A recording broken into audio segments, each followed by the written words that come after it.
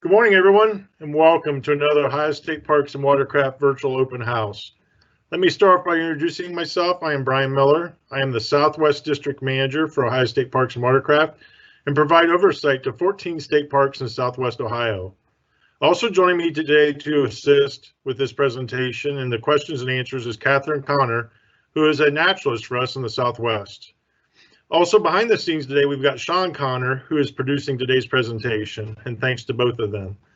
With that, if you have any questions for us during today's event, please post them on the right-hand side of your screen, and we will do our best to answer them at the end of today's presentation. These virtual houses are a statewide effort to stay in communication with all of you as we go through these crazy times. In the Southwest District, we offer many parks with many different amenities, but today we're going to showcase East Fork near Bethel, Ohio, and Stonelick near Goshen, Ohio, both in Claremont County. At this time, I'd like to introduce the park manager of East Fork and Stonelick, who has been with the division for approximately 20 years, Lance Hopkins. Good morning, everybody. Hi, I'm Lance Hopkins. Thanks, Brian. I'm the park manager for East Fork and Stonelick State Park. First thing I want to do is recognize our amazing staff. They provide great customer service, try to make the park a better place, better recreational experience for all of our guests. So I really want to thank them. Great employees, great job.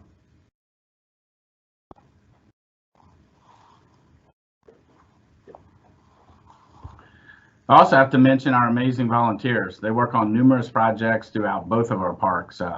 We have the East Fork Camper Host, Stonelick Camper Host. The big project that they've worked on between the two of those folks is probably putt-putt course at East Fork. It was well overdue for a refurbish, and that was completed at the end of last season. Stonelick also put in a disc golf course. That was along with the Stonelick Friends Group, which I'm a little bit biased, but the Stonelick Friends Group, in my opinion, is the best one in the state of Ohio.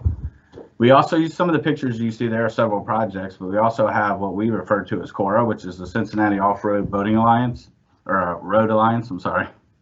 The mountain bike trail maintenance and the Southern Ohio Trail Association, which we refer to as SOTA. They primarily work on bridle trails at both of our parks.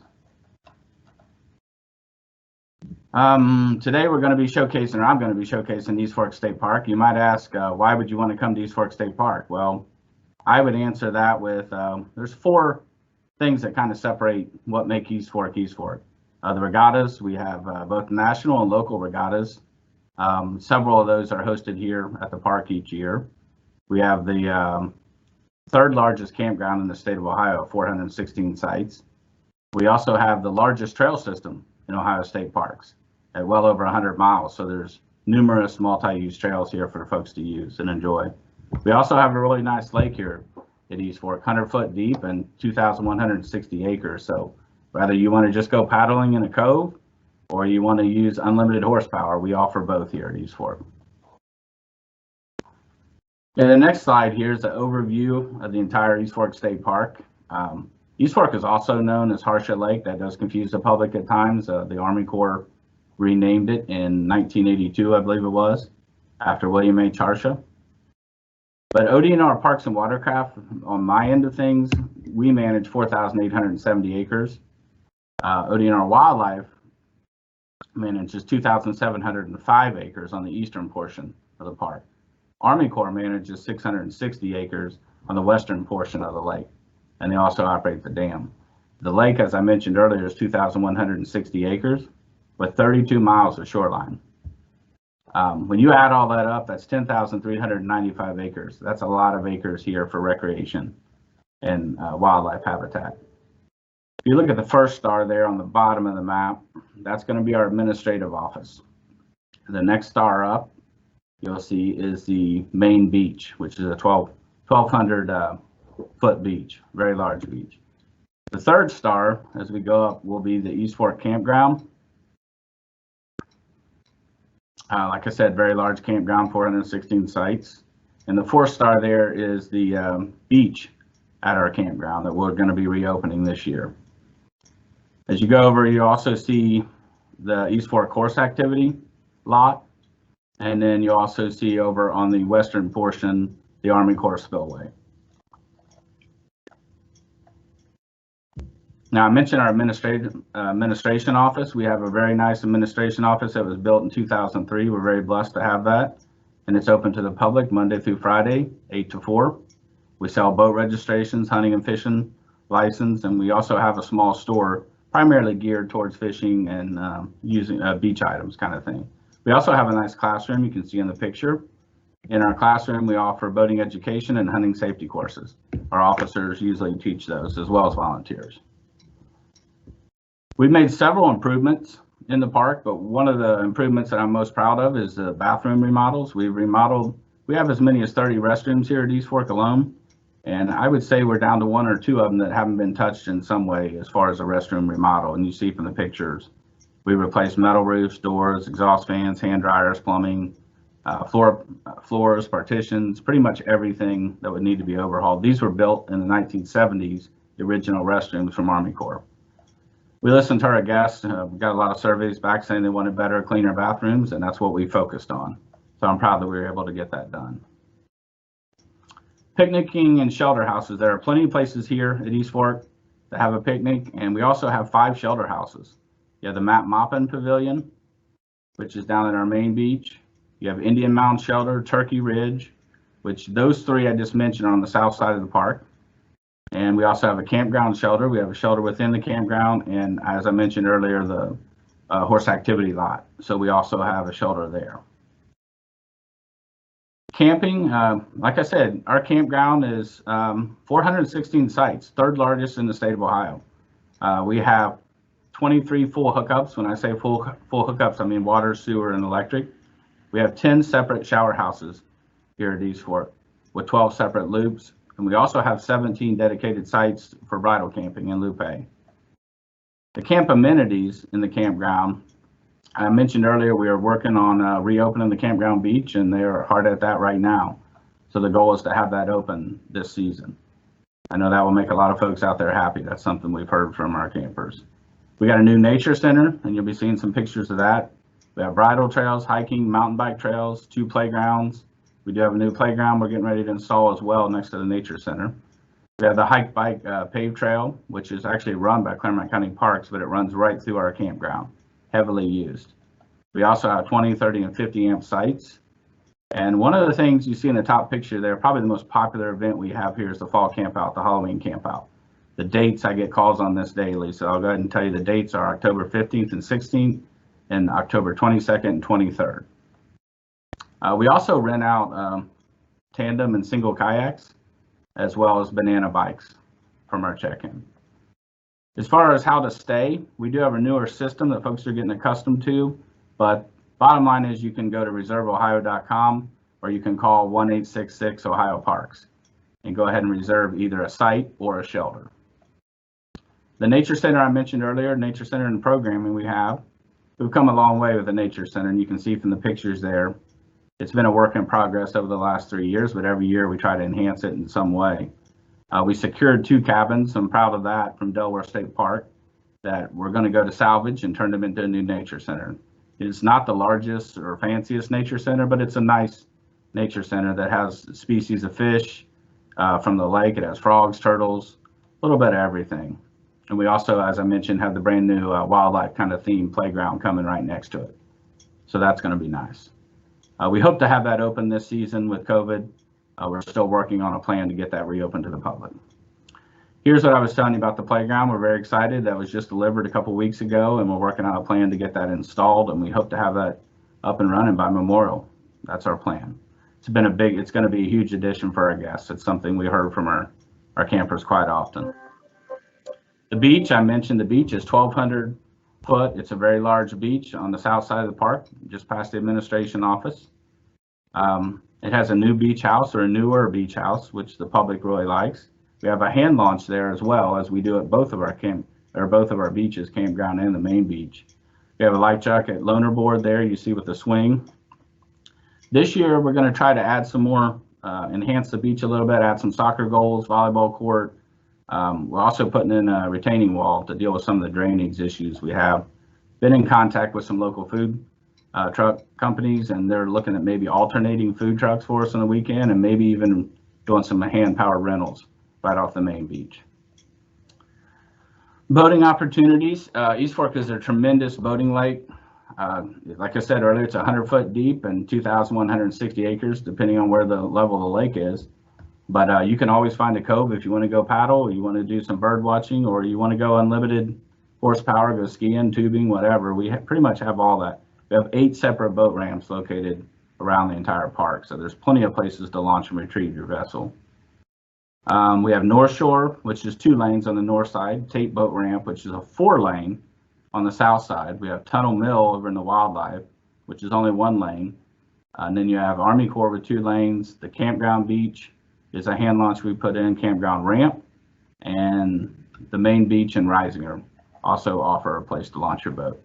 Standardized signage. This is something that's kind of a pet peeve of mine that I've always wanted to. At our boat ramps, I've always felt we had too many signs, too much information scattered around. So we've worked really hard at both East Fork and Stonelick to put in standardized signage. So if you want information, you want to know what boat ramp you're at, what emergency contact numbers, how to operate your boat, what the rules of the road are, harmful algae bloom, any information you would possibly want is pretty much in one location now.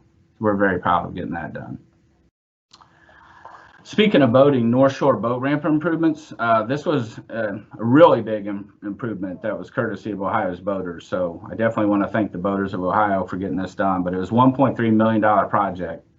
And some of that comes from gas tax, some of that comes from buying registrations. There's several different sources, but it has 100-foot of courtesy docks, new lighting at the ramp and restroom, new CXT restroom facility. We have an ADA handicap walkway and gangway. I would say, working as a watercraft officer through the years, it's the busiest boat ramp in the entire Cincinnati area. So I think that's a really big improvement for sure. Paving projects. We've also made several paving projects, and a lot of that has been through ODOT has helped us out with some grants there as well. At the main beach, you see the hand launch used by paddlers and also for regatta events. The top right picture, there's the South Trailhead, which is pretty much provides right by our office, but it pretty much provides access to any trail at East Fork, in one way or another. But that was all paved, the entire road and parking lot. Bottom left is Zagar. That is a parking lot that we put in right on the hike bike trail, paved trail, so folks have access to that. The bottom right picture is also a Tate ramp. Basically what that accomplished for us, it was gravel, is we made it ADA accessible for folks that were handicapped in a wheelchair, that kind of thing, to get up to the bathroom. The archery range. This has been extremely popular. I always see folks out using it, and I don't think word is completely out that we have an archery range yet, because this is only the 3rd season, but we have a really nice archery range. We named it in honor of the first park manager here, George Rooks.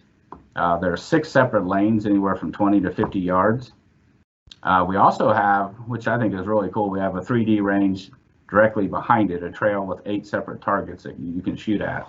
We're also putting in a platform with that. We just secured funding to put a platform in so you can pretend you're in a tree stand kind of thing. So very excited about that. The next slide is hunting. We're definitely a popular hunting location. You guys heard me talk about how many acres we have here. And if you look at the hunting map there, all the green areas there are open to hunting, and the light green, that's on the wildlife portion. You see the orangish color area there, that's archery only, and the red is no hunting, but that's primary because it's in the campground or quarter property. We do also, if you look on the map there, you'll see there's 25 separate numbers on there. Those are duck blinds scattered throughout the lake, and that's usually done through our sister agency in the lottery, Wildlife.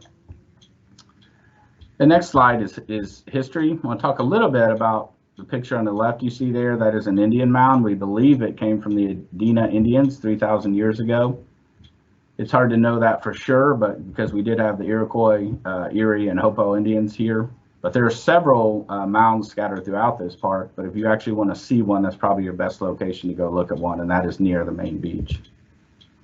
The middle picture there was actually a gold mine here at East Fork, and it's now submerged, but in 1869, the gold mine was actually open and operational and somewhat profitable for a short time, but it is now submerged. The picture on the top right is the old Bethel Church that is located just past our office. It was put in, originally constructed in 1806 by Reverend John Collins, who founded the area. The church is located, like I said, really close to the office. It's run by the Claremont Historical Society. This is really interesting fact. On the bottom right there, you see a headstone, and that is the burial site of the maternal grandparents of President Ulysses S. Grant. And that cemetery is right behind the old Bethel Church there. Okay, the picture you see up on the top left, that is the fallen Claremont County Fallen Heroes Memorial. It was dedicated in November 2013. It was dedicated to the soldiers we lost in the time of war that were from Claremont County. And the picture you see below that is Matt Maupin. He was an Army Staff Sergeant. He was the first person killed in action, the first officer killed in action by Iraqi insurgents in April of 2004. So the whole pavilion was built in his honor. Matt actually enjoyed East Fork quite often. He was a frequent rower here for Claremont County crew, why he attended Glen Estee High School. The picture on the right, many of you probably know who that is. That's Steve Newman, also called the World Walker. He graduated from Ohio University, I think in journalism. And he set out to become the first person to walk across the entire world, and he began his journey right here at East Fork in Bethel, Ohio in 1983. He returned in 1987 and was greeted by a parade in Bethel, and you can see from the pictures there. And we ended up creating a trail, a perimeter trail around the entire park that is the longest continuous trail in the Ohio Park system at 33 miles. So that's all I have, and I think we're going to go back to Catherine. Thank you very much. Thank you, Lance, for that look at East Fork State Park. I'd like to stick with the history and talk about that lake and the construction of the dam. For that, we've invited from the United States Army Corps of Engineers, Samantha. Thanks, Catherine.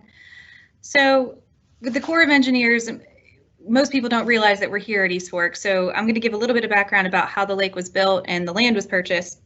To give some background, so the Corps of Engineers bought all of the land that now makes up East Fork State Park in the 1960s to construct a flood control project. And by 1970, they had started construction on the main dam. And by the 1978, we were actually completely filled and operational. And like Lance said earlier, originally we were called East Fork Lake, but then at one point in time we decided to name the lake itself in honor of William H. Harsha, the congressman. So that happened in the 80s, and now we just universally confuse people about what the lake is called. So whether you hear William H. Harsha Lake or you hear East Fork State Park, we are the same location. As of 2019, William H. Harsha Lake has prevented an estimated $136 million worth of flood control damages along the East Fork, Little Miami, and Ohio rivers. Now, the Corps of Engineers, like I said, is a flood control agency. That's our main purpose as far as the civilian side of us goes. We are part of the Army. We're just on the civilian side of it. Other things that we take care of across the nation include natural resource land management. We do large construction projects like all of the VA hospitals in the area. We also take part in disaster relief duties, for example, hurricane relief duty down on the Virgin Islands, down in the Caribbean. This past year, we've had people down there for over a year. So the Corps of Engineers does a little bit of everything, but for the most part, as we're talking about East Fork, we're going to be talking about flood control. So why we build the lake, why do we build the lake in the first place? So the picture that you're seeing on your left there is downtown Cincinnati in 1937. This was the 1937 flood. And we also had flooding in 1913 on the Ohio that was catastrophic for downtown Cincinnati as well as Dayton. Both of those floods caused Congress to enact flood control acts that gave dollars and authority to the Corps of Engineers to be able to actually build flood control reservoirs in the greater Cincinnati area, one of which ended up being East Fork. The others are Caesar Creek, and we've got C.J. Brown Dam and Reservoir, which is known as Buck Creek State Park in Springfield. We've got Brookville Lake in Indiana, and then we've got West Fork Lake, which is in Winton Woods and more of the metropolitan area. Now, the Corps of Engineers, how we operate the lake. The lake itself acts like a giant bathtub, and the dam is the plug that's holding everything back. So the image that you're seeing on your screen right now, about where the word conduit is where the dam is located. So you have to imagine a big mound of earth there, because what you're seeing is what's underneath that. The tall structure is what we call our control tower. That control tower has gates at different levels that allow us to let certain amounts of water out at certain times. And then that water flows through the conduit and out to our stilling basin. A lot of times people call the stilling basin a tailwater or a spillway. It's, in terms of flood control operations, we call that our stilling basin. So the main gates that you see on the bottom part of your screen, that's where we let out massive amounts of water. And then our multi-levels are where we let out small amounts of water, and we have a little bit more control of where we can pick that water out of the water table in the lake. Like Lance said, we're 100 foot deep at our control tower, and our control tower itself is over 220 feet tall. So when you drive over the dam here at East Fork and you look out at the control tower, during normal operations, you're going to be seeing about 120 foot of that control tower, and all of those gates and other structures are going to be 100 foot going down in the water table.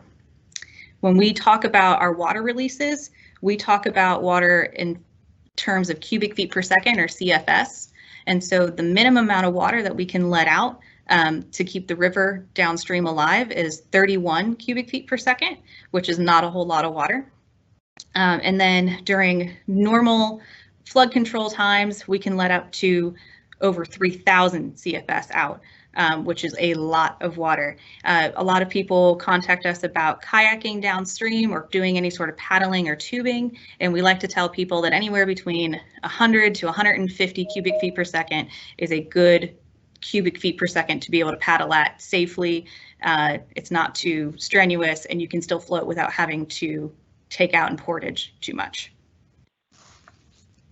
So as I talk about water control, you have to talk about watersheds. So when we look at our watersheds for East Fork, our watershed is over 342 square miles, and it makes up 5 different counties. You can see that on the left there.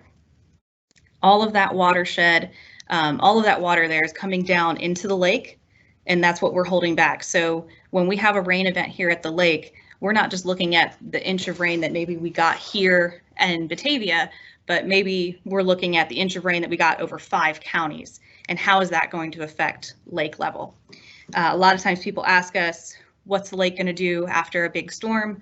And we like to tell people that if we get an inch of rain in our watershed, the lake's probably going to go up 4 to 5 feet. That's a good rule of thumb. So if you're a fisherman out there and you know we've gotten a lot of rain in the recent days, try to keep that in mind. So although we have this big watershed that we hold back, we are part of a much larger watershed that eventually feeds into the Mississippi River.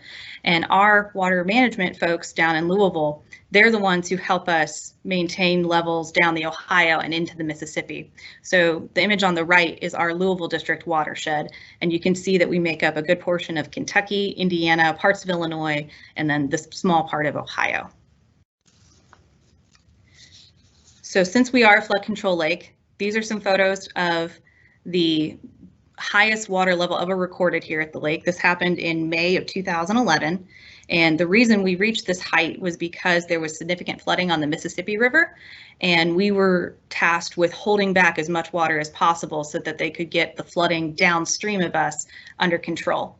So the images that you're seeing here, these are taken from the core area. So the one on the bottom right is our control tower. You can see it's much more underwater than it normally is. Top right is where our boat ramp usually is, but it is completely underwater at that point.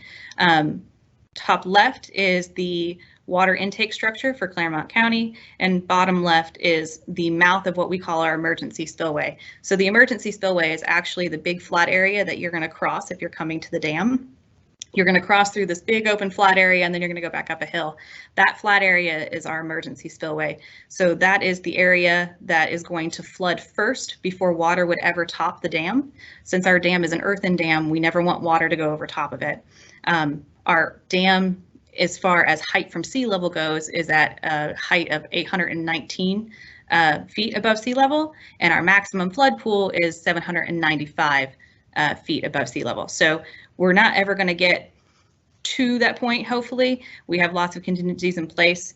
What you're looking at here, the lake was at 97% of its storage capacity, but since we weren't even in our spillway yet, we had another about 15 feet worth of water that we could have held before we would have any significant damage.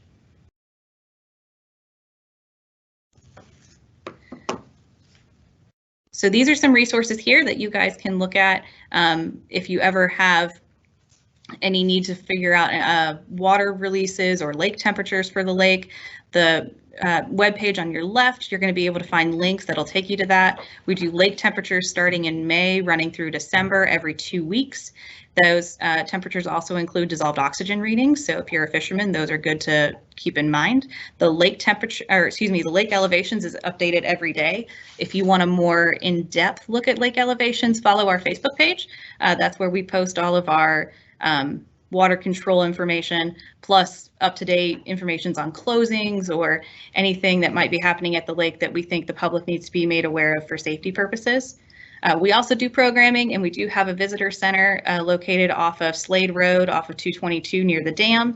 That's that top right picture. So if you wanted to come and visit us starting in April, we're going to be open again to the public. And if you guys have any questions, you can find me at any of those resources. Thank you so much, Samantha, for that wonderful look at the construction of the dam and really the hard work that you guys do day in and day out to help East Fork Lake and our Herschel Lake. So we'd like to switch over a little bit to our sister park, which is Stonelick State Park. And for that, we have our assistant manager, Tiffany. Hi, thanks, Catherine. As she said, my name is Tiffany, and I'm the assistant park manager at Stonelick State Park. I oversee the daily operations of the park and also help out for East Fork. I'm happy to be here today to take you on a short virtual tour of our park and show you some of the wonderful things we have to offer. Stonelick was originally created to provide a wildlife area for Ohio sportsmen. Land acquisition began in 1948. A dam across Stonelick Creek was completed in 1950, creating Stonelick Lake. We're a short 15-minute drive from Milford, Ohio, and the I-275 loop, and only 40 minutes from downtown Cincinnati and Mason, Ohio, equally, so you could go down and go to the ballpark and the zoo, or at Kings Island Amusement Park and spend time camping at Stonelick as well. When first entering the Stonelick region, you're going to see our King boat ramp, that boat ramp area, and then moving further down, you're going to go to our dam area. Moving inside of the park, you'll first meet Grant Picnic Shelter, and then you will go on to the beach area. Heading down Lake Drive into the park further lands us at Stonelick Campground. Camping at Stonelick is tons of fun. We are known for our homey feel and for our really cute campsites. We have non-electric, electric, and premium campsites to choose from. Our electric is 50, 30, and 15 amp. The premium campsites are electric campsites, but they're either on the water, as the one in the picture, it's just beautiful, or we have two of them that are an overview of the lake that you'll see at the fire ring picture. You can get some beautiful sunsets there. We have a newly renovated shower house that is centrally located, small restrooms, gray water stations, water spigots located throughout the park. Other amenities in the campground include kayak and canoe rental. We offer kayaks, double kayaks, paddle boards, and canoes for rent. And we also have a launch area. Campground events are tons of fun. We offer over 15 campground events in the season that are hosted by our friends of Stonelick. I heard Lance bragging about them earlier, and he's right. They're the best group in the state of Ohio. We also do a Saturday movie night with popcorn and a concession stand from Memorial Day to Labor Day. All events are free for registered campers, and you can find the whole schedule for the season on the Friends of Stonelick Facebook page. We have one camper cabin in the campground. That comes with a kitchen table and a bunk bed, a futon couch, a dorm-size refrigerator, microwave for your convenience, and an AC unit. In the yard, we have a fire ring and a picnic table and a waist-high grill. It's a really super cute way to come and spend time at Stonelick if you might not have a camping unit or a tent. Staying at Stonelick is super easy. You can book your stay by going to reserveohio.com, or you can call the call center at 866 Ohio Parks. The call center is available from 7 a.m. to 7 p.m. One of the features that I love on Reserve Ohio is the interactive map, and that's showing on the up on the screen. You can click on a site that you're interested in, and it'll pull up a picture of the site and all of the amenities that go with it. So you know how close you are to a restroom. I know that's important for some campers, and in which part of the lake, what your site will look like so that you can plan your stay. There, we have numerous spots for picnicking and grilling and enjoying the park. We have 2 reservable picnic shelters. One is in the campground, that's the bottom picture. We just call it the campground shelter. It's directly located right behind the shower house and is surrounded by camping units. So that's a really fun place to have a party for your family. In the outer area of the park, that's the top picture. We have Grant Shelter. That does not have electric. It has a big yard, plenty of place to play, plenty of parking, and it's close to the beach. Stonelick has a wonderful public beach area. We have a non-flushable bathroom. We'll talk about there you go. Picnicking and shelter houses, and we can go to disc golf. There you go.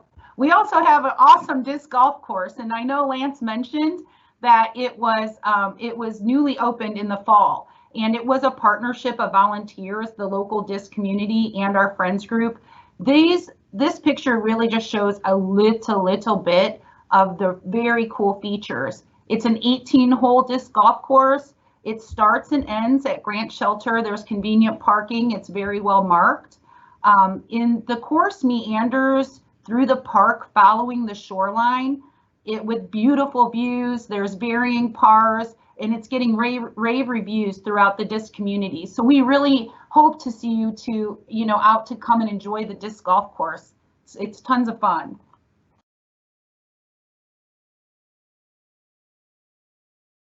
Stargazing at Stonelick. We are the dark night sky site designated by the Cincinnati Observatory. So they have a group of professional astronomers who come out, and it is on the first Saturday on Saturdays before and after each new moon. They come out and they'll set up their equipment and allow the public for free to come and enjoy looking into the sky and seeing deep space. You can find more information on their Facebook page. The schedule is listed up there, and you can also call them. They're a super nice group. Again, it's free to the public, and the kids really have a great time.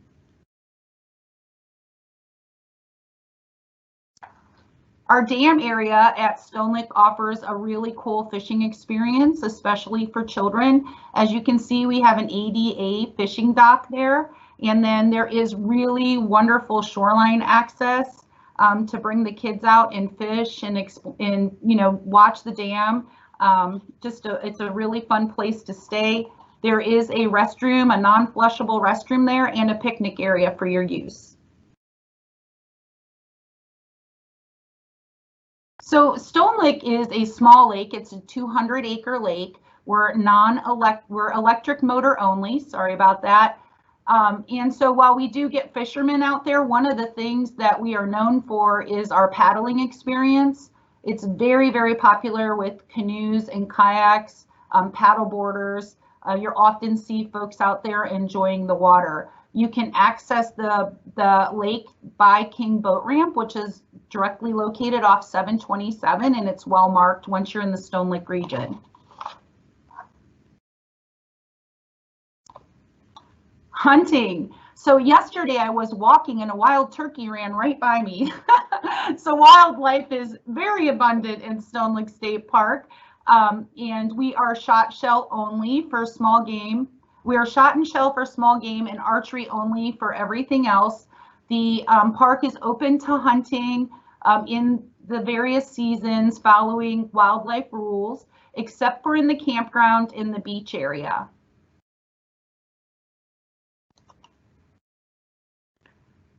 That's all I have today about Stonelick State Park. It was a short, quick tour, but I hope that you enjoyed it. Looking ahead, I just hope to see everybody out to come and play some disc golf, enjoy our public beach, have fun in a picnic shelter, or come camping. It's our pleasure to serve you, so we hope to see you soon. Thank you, Tiffany. That was a great look at Stonelick State Park. I did want to touch on a very popular recreation at both parks, and that's going to be the trail system. For that, we have our Natural Resources Officer, Tyma, to discuss.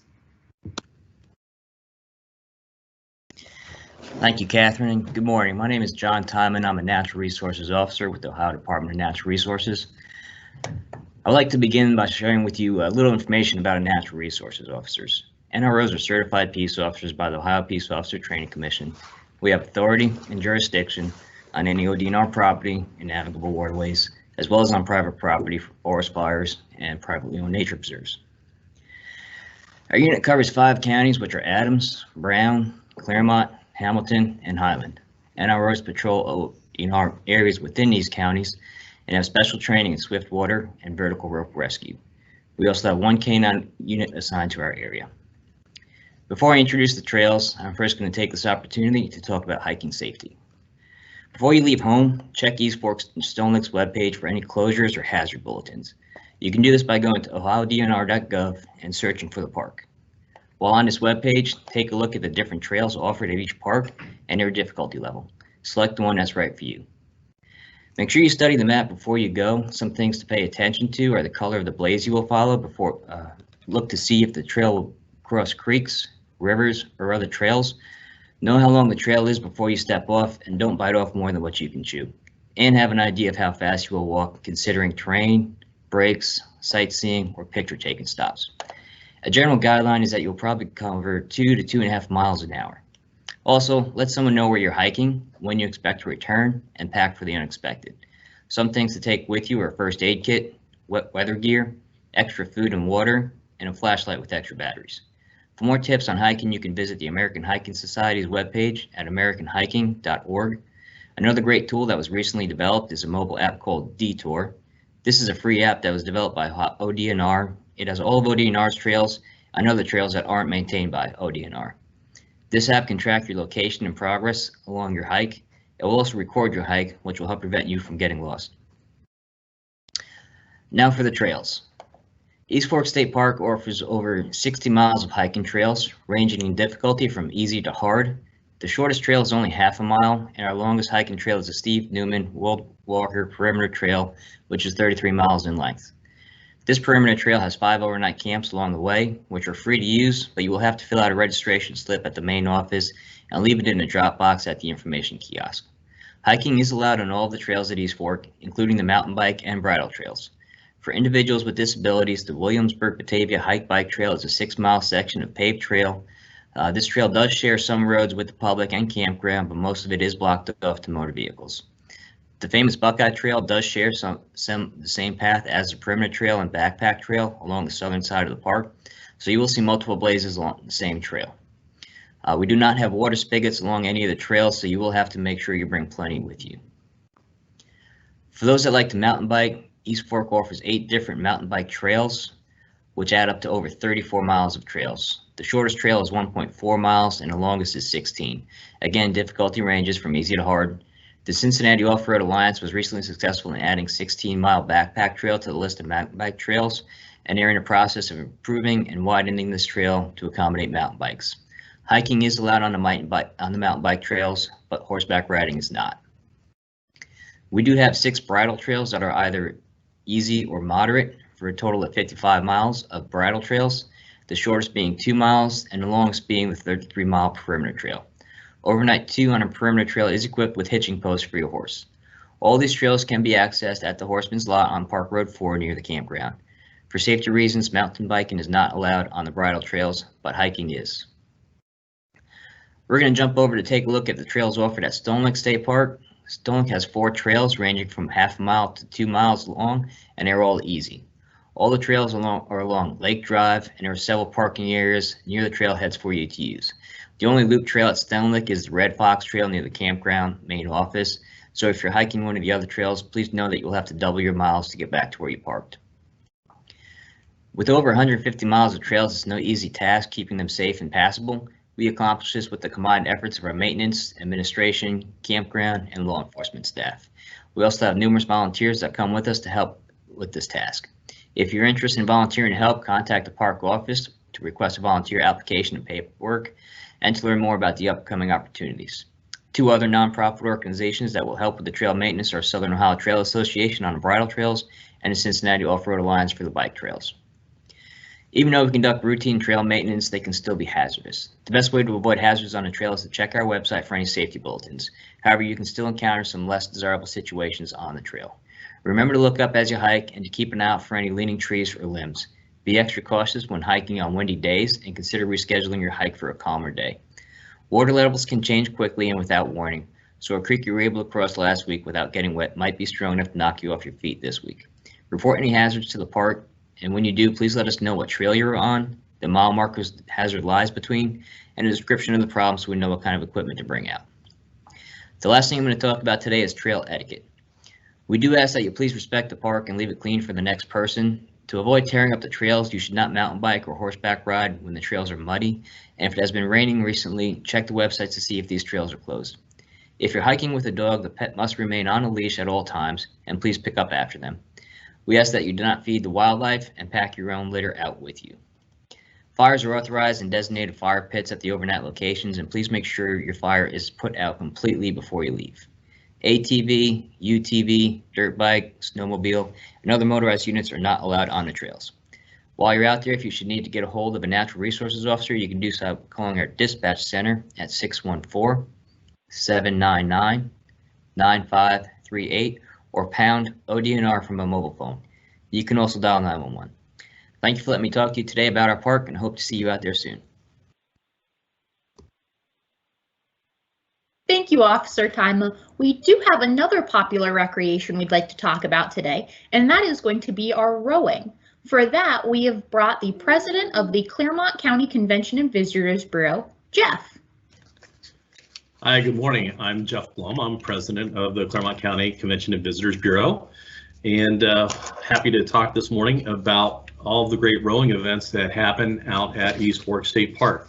Harsha Lake is one of the premier venues for rowing in the country, and has a very storied history at the park. And we're excited to bring events to East Fork State Park and bring in many visitors each and every year. The mission of our Convention and Visitors Bureau is we are a professional destination and marketing organization, and our mission is to strengthen the community by generating economic growth and vitality through tourism, overnight stays, and encouraging visitor spending in our local economy. Some of the ways that we promote East Fork and as well as Stonelick State Park, we have our annual visitors guide, our website, monthly emails, social media, and digital and print advertising. Some of the rowing events that we have every year, we host the Cincinnati Junior Rowing Club and work with them. They have 2 regattas that they bring every spring, except for last year, right, to East Fork. And the first is the Cincinnati Invitational, and it's usually the first Saturday or second Saturday in April every year. Typically 16 teams, over 200 athletes, and has an economic impact of over $350,000. So you can see it has a real impact in the county and spending.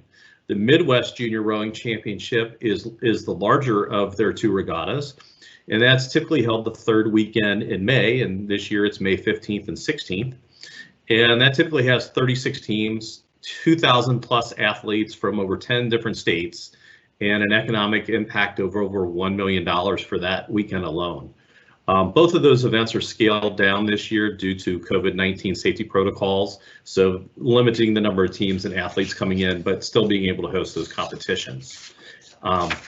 The Big Ten Invitational is a regatta that the Convention and Visitors Bureau bid on, and we won with our proposal to bring their inaugural, which means first one, right? Their Spring Invitational regatta to East Fork State Park.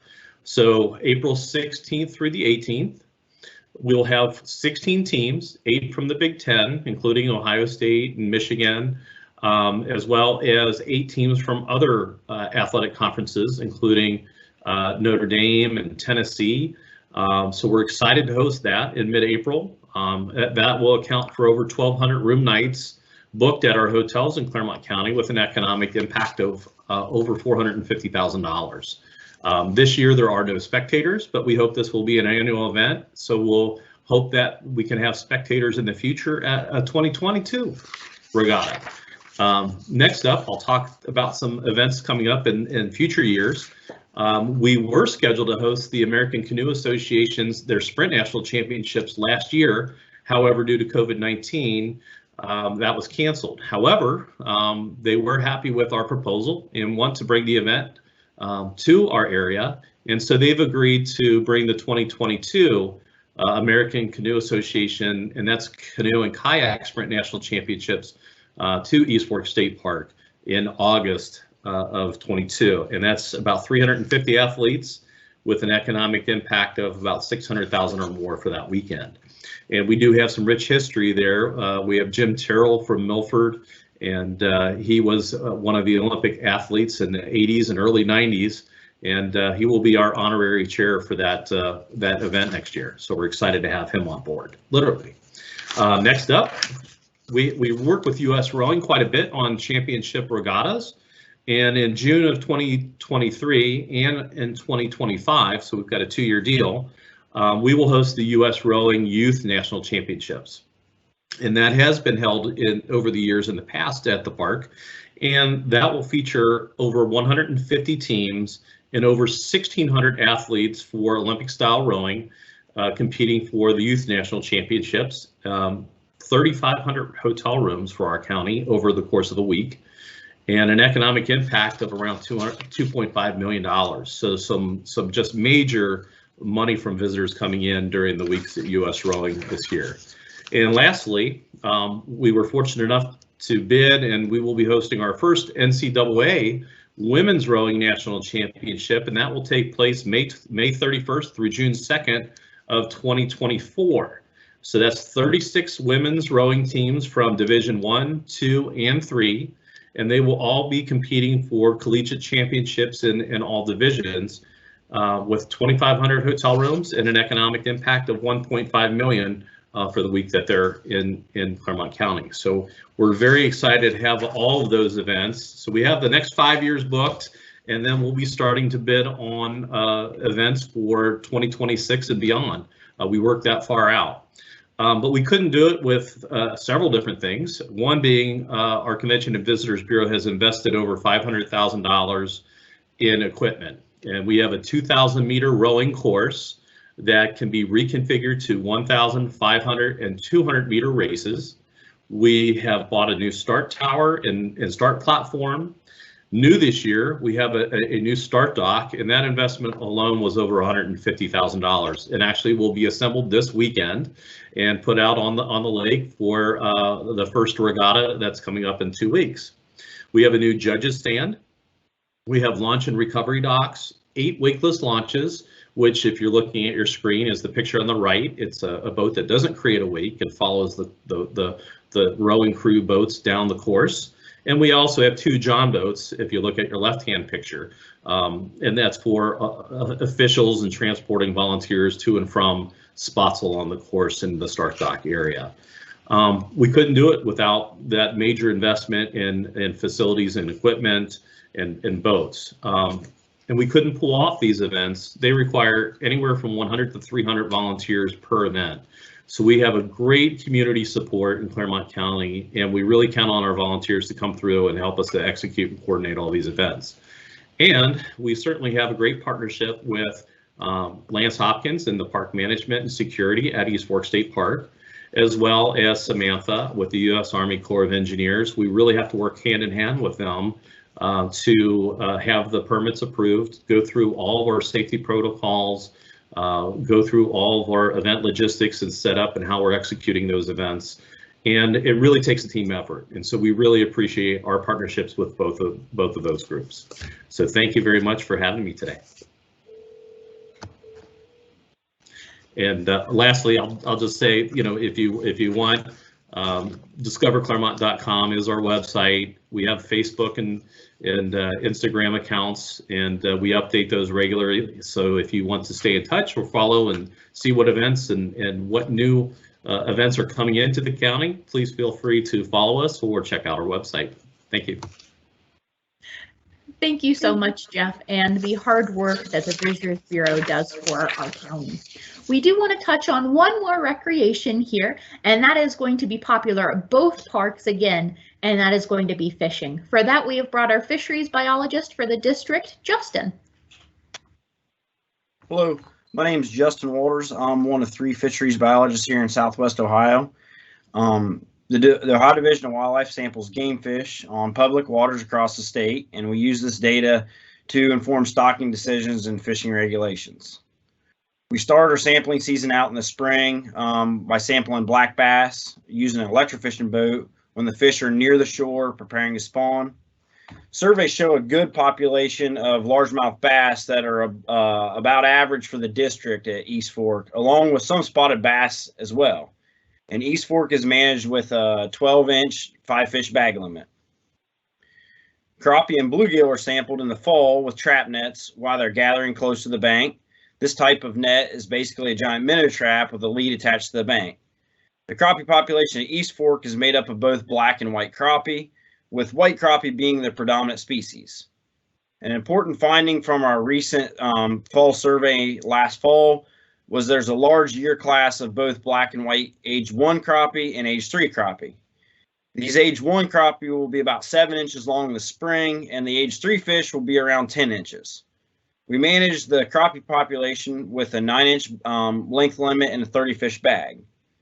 And the bluegill size and numbers are about average for the district. We sample catfish in 2 different ways. Channel catfish populations are sampled using baited hoop nets in the summer, and blue and flathead catfish are sampled with low pulse electrofishing during the summer as well.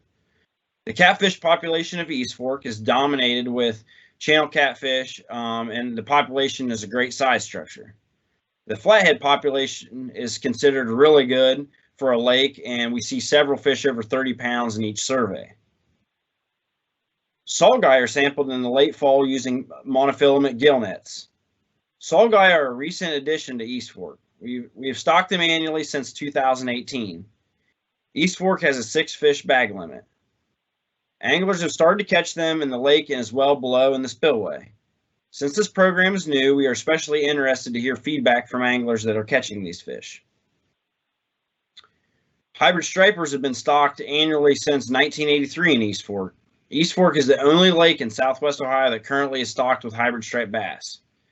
These fish grow extremely fast and use the vast, deep, open water habitat of the lake to feed on shad.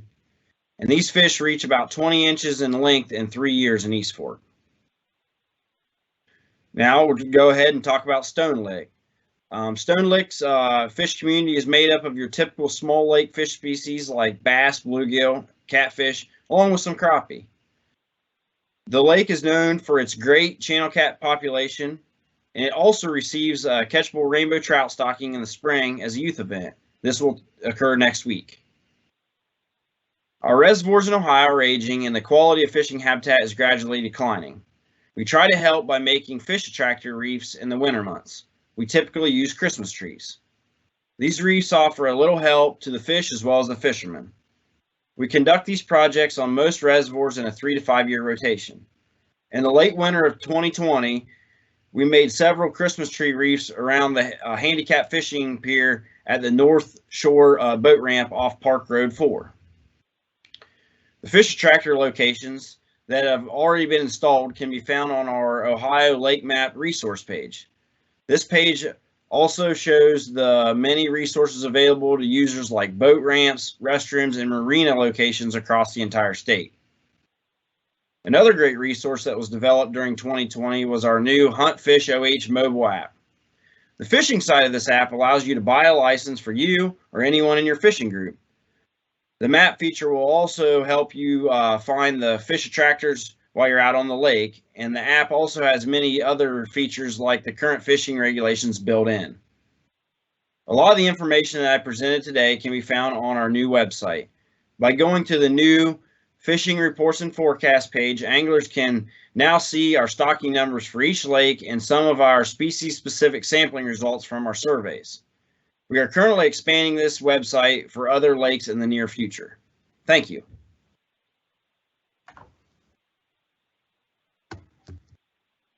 Thank you, Justin. We are very fortunate for our partnership with the Division of Wildlife.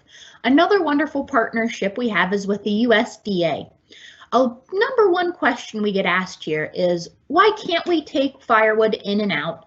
And for that, we have brought our USDA Program Director, Phil, with us.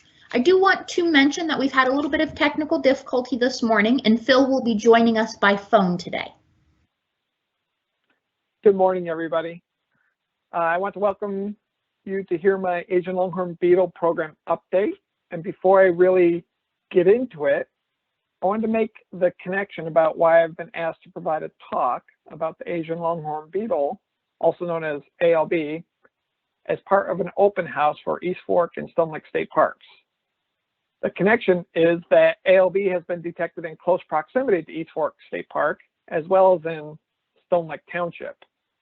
And the USDA, in cooperation with the Ohio Department of Agriculture, has developed an eradication program, as well as implemented regulations to address the infestation. I find it helpful to provide some taxonomic orientation to ALB early on in the presentation, so we know where ALB falls in relation to other organisms. ALB, or Anaplophora glabripennis, is in the Cerambycid, or longhorned beetle family. Saying these beetles have long horns is a misrepresentation, as they don't have any horns at all. As you might have guessed, the long antennae are where the longhorned beetles derive that common name. The tree types that ALB can complete its life cycle in are called host trees. In the United States, regulated ALB host trees include all species of 12 types of trees listed. Maple tree species are preferred over all others, which is why the leaves of several different types of maple species are shown with this slide. Oh, I see the list of trees didn't make it on the slide, so let me list those for you.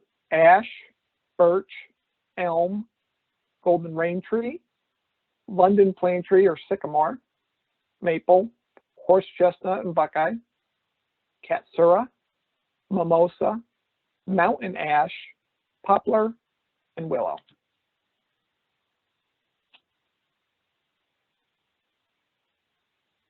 To provide context to the map, let me first point out that the yellow indicates maple forests. In other words, the areas in yellow on the map are forests where ALB could readily find suitable host material to consume and reproduce in, and presumably thrive. Red squares on the map indicate active ALB infestations, and white squares indicate states where ALB has been eradicated. The first detection of ALB in the United States was in New York in 1996, followed by Illinois, New Jersey, Massachusetts, Ohio, and most recently South Carolina. ALB eradication was declared in Illinois, New Jersey, and portions of New York, portions of Massachusetts, and portions of Ohio. Surveys and other eradication efforts are ongoing in New York, Massachusetts, Ohio, and South Carolina. The ALB life cycle goes through what we call complete metamorphosis, meaning the insect passes through distinct egg, larval, pupal, and adult stages, and the larva does not resemble the adult. The whole process from egg to adult takes approximately 887 growing degree days. Growing degree days are not the same thing as our normal 24-hour days and are governed by temperature. In other words, in warmer climates, like the South Carolina low country, for example, the life cycle can be accelerated when compared to cooler climates. When ALB adults emerge, they mate, and the female will chew holes into trees called oviposition pits or egg sites, which are shown here. In the picture, there are brighter, newer egg sites visible, as well as older, dark egg sites visible too. The female will oviposit 1 egg per site and can lay up to 90 eggs total. After those beetles that start as eggs go through complete metamorphosis, the ALB adults emerge and leave more holes called emergence holes or exit holes. There were over 800 exit holes on this red maple in New Jersey after about 7 years of infestation. All the damage caused by the larva tunneling through the tree can kill the tree outright, as what likely occurred to the tree shown. ALB can also kill trees by compromising the structural integrity, such that branches easily break, decreasing the tree's ability to produce carbohydrates through photosynthesis. As the larvae feed, they form tunnels or galleries in tree trunks and branches. If you have a fallen branch or are cutting infested wood, you may see this internal tunneling. Sawdust-like material called frass is insect excrement, and it can be found packed inside the galleries and at branch unions or at the base of infested trees as the frass gets pushed out of the oviposition pits and other holes caused by the tunneling. From pupa, adult beetles emerge, and in the warmer months, they chew their way out of the tree. The picture at the top right is of an adult chewing to get out of the tree. I'll show you a movie of this process on the next slide. The picture on the bottom left is of an adult emerging out of an exit hole. One of our contract surveyors was heading out of the woods one day and spotted ALB emergence that had just started. He didn't have a video recorder handy, so he stayed there and took a picture every few minutes to document the emergence progression. The whole process from start to finish took close to 45 minutes, and as soon as the last picture was taken, the beetle was captured and killed. We are an eradication program after all. I now want to discuss how we use quarantines to restrict the artificial movement of regulated materials. Soon after ALB was detected in 2011 in Ohio, the main quarantine was codified that included Tate Township, East Fork State Park, and portions of the East Fork wildlife area. There are lots of details spelled out in the regulations, but the main purpose of the quarantine is to restrict human-assisted movement of materials that could spread ALB to new areas. In essence, the quarantine makes it illegal to move ALB or anything that could harbor any ALB life stage outside of the quarantine boundary. We have detected ALB adjacent to, but not within, East Fork State Park. But the entirety of the park is still within the Ohio ALB regulated area. We have detected ALB in the portion of the East Fork wildlife area that is included within the Ohio ALB regulated area. Outreach is a large component of all ALB eradication programs, as it was and is in Ohio. We reached enough people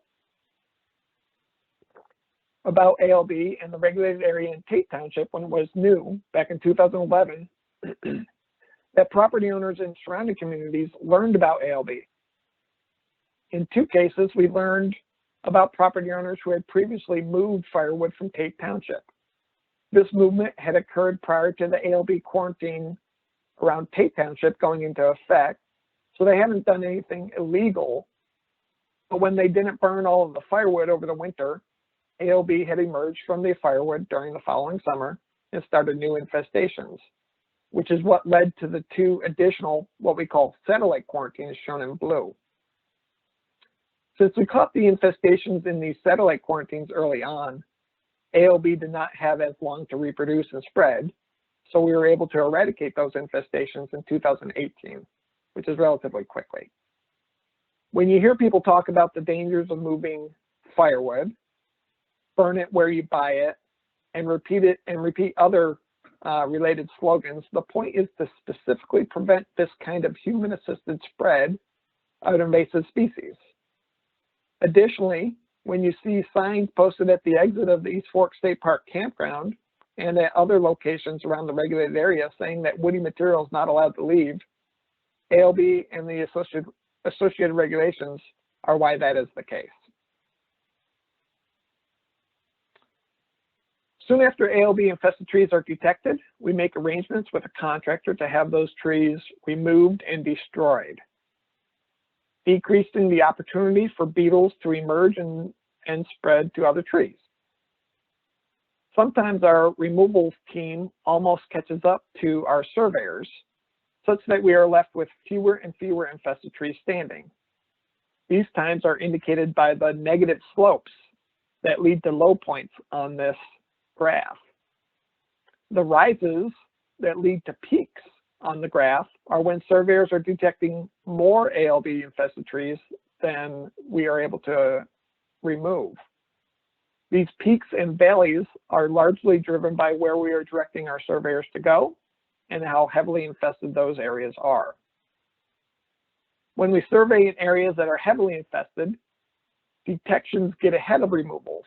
And when we survey in areas that are lightly infested, removals catch up. Notice that the 2 highest peaks after the overall highest peak are lower than the prior highest peaks. I expect this trend to continue until we have removed all infested trees and can't find any more, which is what we call eradication. And on this last slide, it's just kind of an overview of the operations that our program has conducted. I think one of the most notable points on this slide is the vast number of surveys conducted, where we are at over 3.7 million tree surveys since the first detection in 2011. Once we detect infested trees, then we, as I already described, we try to remove them. And so far we've detected just over 21,000 infested trees, and we've removed over 20,000 of them. We will also remove what we call high-risk host trees. These are host trees in close proximity to infested trees and have a high probability of being infested. But we just don't see the damage because it's a difficult process to do from the ground with binoculars. So we will remove those, and we've removed over 90,000 high-risk host trees.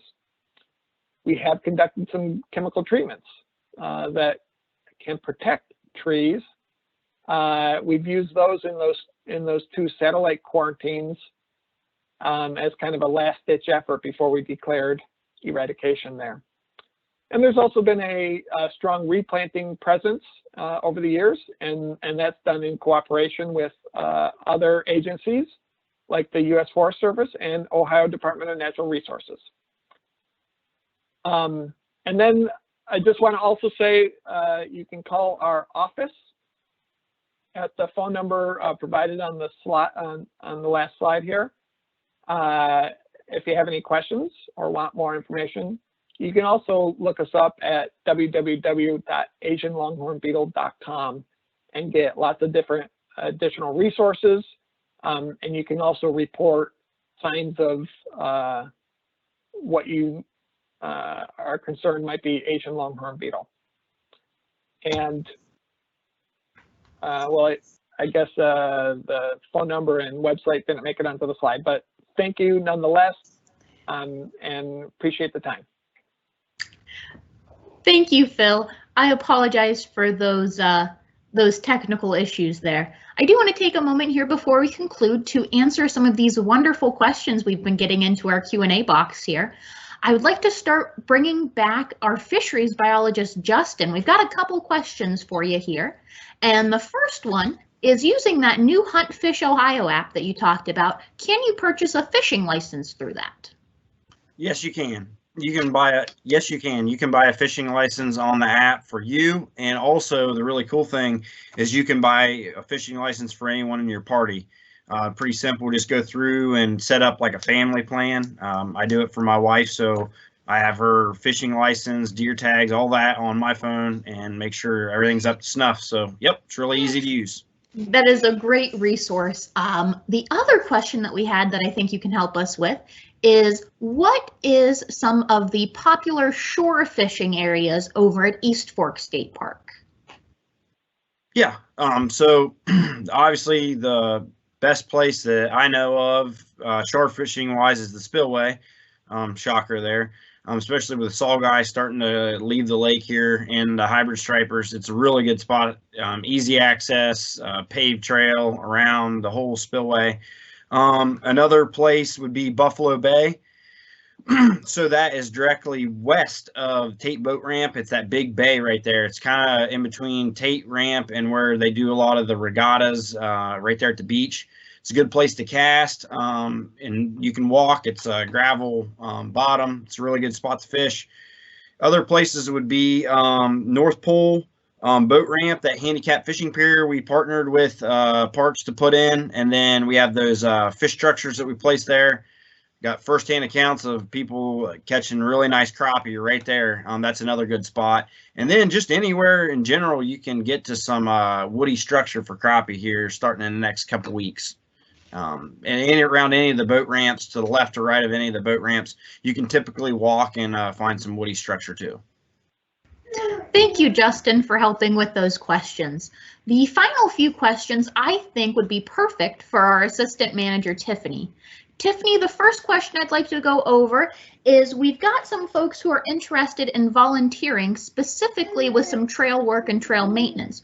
Who would they need to contact to move further with that? Well, thanks, Catherine, and thank you, Jason, for the question. We love volunteers at Ohio State Parks, and so anybody who's interested in volunteering, reach out to our administrative park office and they'll make sure to get you in contact with the direct manager or one of our staff who would be overseeing your volunteer experience. And volunteering, you can help out just one time. It can just be you, your family, or you know, after, when we're done with our COVID protocols, we will be moving back into some group volunteer days. So we love having lots of hands and we love connecting with our community. So please come anytime. We would love to have you. Thank you, Tiffany. The next question is in regards to Stonelick State Park and that beautiful cabin that you talked about. She just, it looked like Heidi wanted a little bit of clarification. Is there only one cabin on site over at Stonelick, and is it usually booked? So that is a good question, and thank you, Heidi, for that question. There is only one cabin at Stonelick State Park. It's a camper cabin, and we went through some of the amenities. I always tell people to pretend like you're camping, but you're going to bring all of your stuff with you to that camper cabin, all of your linens and blankets and things like that. And yes, it is typically booked. You can make advanced reservations 6 months ahead of time. And so go on and make that reservation. And if you need to make a change, you're allowed one free transfer or change, and we definitely can accommodate a change for you as long as it's within the cancellation policy or the change policy. Again, book early and come out and have some fun. Thank you, Tiffany. There is one final question here, and it is a pretty good one. So it was asked anonymously, which is fine, but it is there still an emerald ash borer infestation? And we know how the emerald ash borer works in the way that the insect really is no longer being seen. It's kind of pushed through, but what is left is the devastation from that ash borer. So I think a good question here, Tiffany, is do you at Stonelick or East Fork see any of your ash trees diminishing? Were they impacted by this? Well, we always make sure that we're watching our trees and really taking good care of their health and putting our eyes on them. When we don't have infestations, quote, going on right now, but there might still be some controls. And of course, we work with the USDA on whether you can take firewood in or out of the park. So Stonelick is not involved in that right now. And East Fork, I'm not, Lance, do you know if that is? So neither of our parks right now have that control over them where you should not be removing firewood, but sometimes we have had that. Thank you, Tiffany. And I want to thank all of our presenters today. And I'd love to bring back our district supervisor to close us out with some final thoughts. Wow, that was a lot of information in just a short time. I want to echo what Catherine said. I want to thank our partners, Samantha, Philip, Jeff, Justin, all for presenting today, as well as our park staff. Hopefully you found all this to be educational today and sparked your interest of our parks. Remember, you can make a camping reservation, as was said, 6 months in advance by going to reserveohio.com or by calling 866-OHIO-PARKS. Well, that'll wrap it up for East Fork and Stonelick, but feel free to join us at 1 o'clock today if you'd like. We're going to travel about an hour and a half north, and we're going to visit the parks of Buck Creek and John Bryan. With all that, I hope you find some time to go out and enjoy one of our many great Ohio State parks, and thank you.